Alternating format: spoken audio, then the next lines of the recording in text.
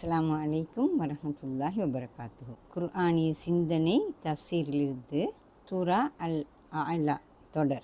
ஃபதக்கிர் இன் நஃபஅத்திர் திக்ரா. எனவே ஞாபகமூட்டல் பயன்படுமாயின் ஞாபகமூட்டுவீராக. இறை தூதர் முஹம்மது ஸல்லல்லாஹு அலைஹி வஸல்லம் அவர்களது இதயத்தில் அல் குர்ஆன் பாதுகாக்கப்படும் என்பதற்கு உத்தரவாதம் உள்ளது. அதனை சுமந்து செல்லும் அத்தூதர் இலகுத்தன்மையும் எளிமையும் கொண்ட வாழ்க்கை போக்கை கொண்டுள்ளார்கள். அவர்கள் சுமந்துள்ள தூதும் இலகுத்தன்மை கொண்டது. இந்த அடிப்படை தகுதிகளோடு இனி அவர் மக்களுக்கு அதனை உபதேசிக்கலாம் என்கிறது இவ்வசனம். உபதேசிப்பதை ஞாபகமூட்டல் என இவ்வசனம் அழைக்கிறது. ஏனெனில் இல்லாத ஒன்றை மனிதன் மீது தூது திணிக்கவில்லை.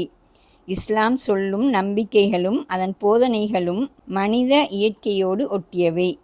ஆனால் சூழல் சீர்கெட்டு பாவச் செயல்களில் மனிதன் மூழ்கிவிடும் போது அப்போதனைகள் மறக்கடிக்கப்பட்டு உள்ளங்களின் கீழ் புதையுண்டு போகின்றன.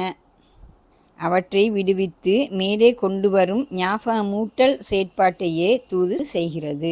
இவ்வசனத்தில் வரும் ஞாபகமூட்டல் பயன்படுமாயின் என்ற பிரயோகம் வித்தியாசமாக தெரியலாம். ஏனெனில் நபியின் பணி அனைவருக்கும் போதனை புரிவதாகும். உபதேசம் பயன்பட்டாலும் பயன்படாவிட்டாலும் உபதேசம் புரிய அவர் கடமைப்படுகிறார். இக்கருத்து உண்மையே. இறை தூதை அனைவருக்குமே தூதர் எத்தி வைக்க வேண்டும். அதில் சந்தேகமில்லை. மூசா அலைஹிஸ்ஸலாம் ஃபிர்அவுனுக்கு கூட தூதை எத்தி வைக்குமாறு ஏவப்பட்டார் என்பது இதற்கு ஒரு நல்ல உதாரணம். ஆனால் இவ்வசனம் சொல்ல வருவது இன்னொரு கருத்தையாகும். பிரச்சாரம் என்பது எந்த இலக்கும் நோக்கமும் அற்ற போதனை. எத்தி வைத்தல் என்ற வெறும் இயந்திரத்தனமான செயற்பாடன்று. அது இறை மார்க்கத்தை நிலைநாட்டும் அருட்செயற்பாடாகும். எனவே காலம், இடம், எத்தி வைக்கப்படும் மக்கள் என்பவற்றையெல்லாம் அவதானத்தில் கொண்டே அந்த பிரச்சார செயற்பாடு இயங்கும். அனுபவத்தின் காரணமாகவோ கூர்ந்த அவதானத்தின் காரணமாகவோ குறிப்பிட்ட இடத்தில் பிரச்சாரம் பொருத்தமில்லை. எப்பிரயோசனத்தையும் அது தரமாட்டாது என பிரச்சாரகர் காண முடியும். அந்நிலையில் பிரச்சாரகர் பிரச்சாரத்தை தவிர்த்து கொள்ளல் குற்றமாகாது என்றே இவ்வசனம் கூறுகிறது. இவ்வாறு பிரச்சாரத்திற்குரியோரை பிரச்சாரகர் கவனத்திற்கொள்வார் என்பது இவ்வசனம் தரும் கருத்தாகும். பொதுவாக அனைவருக்கும் தூது முன்வைக்கப்பட வேண்டும் என்ற கருத்துக்கு இவ்வசனம் முரண்படவில்லை. மாற்றமாக சந்தர்ப்ப சூழ்நிலைகளை கவனத்திற்கொண்டு பிரச்சாரத்தை முன்னெடுத்துச் செல்லல் பற்றிய இவ்வசனம் பேசுகிறது.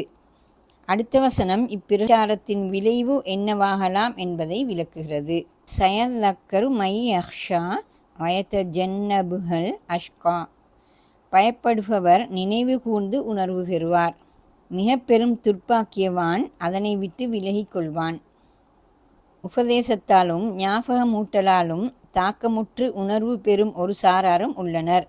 அறவே அதனால் பிரயோசனம் பெறாது ஒதுங்கிக் கொள்வோரும் மனிதர்களில் உள்ளனர்.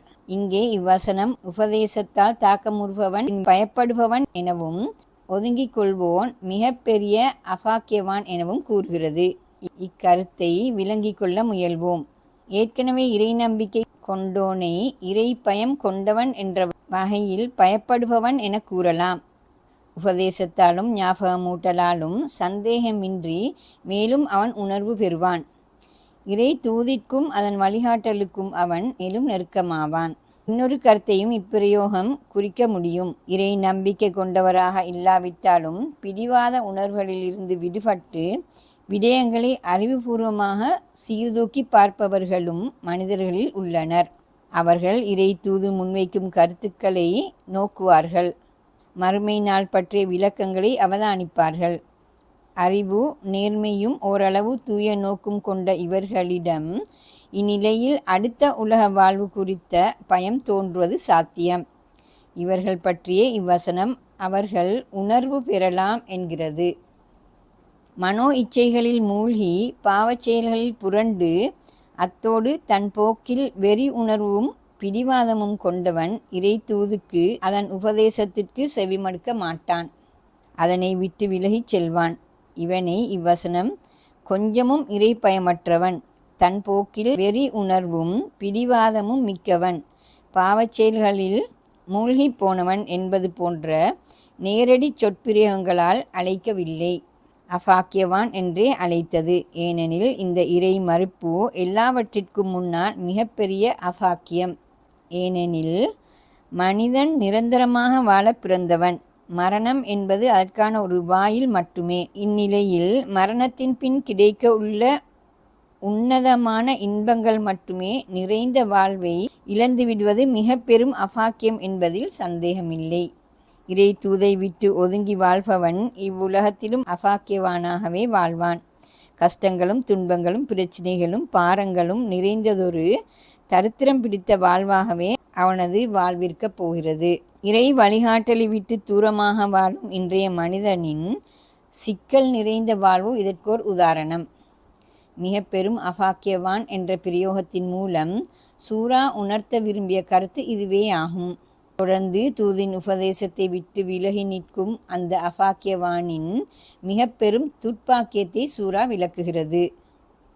அல்லதி யஸ்லன் நாரல் குபுரா சும்ம லா யமூத்து ஃபீஹா வலா யஹ்யா. அவன் மிகப்பெரிய நரகில் நுழைந்து எறிவான். அங்கு அவன் மரணிக்கவும் மாட்டான், வாழவும் மாட்டான். இறை தூதை விட்டு விலகி கொண்டதன் பயங்கர விளைவு இது.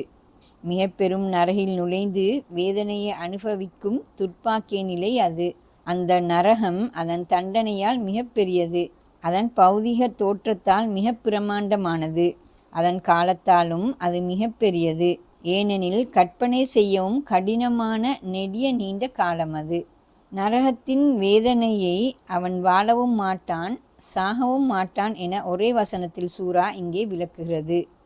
நிம்மதியுடனும் பாதுகாப்புடனுமான அமைதியான வாழ்வும் அவனுக்கு அங்கே இல்லை.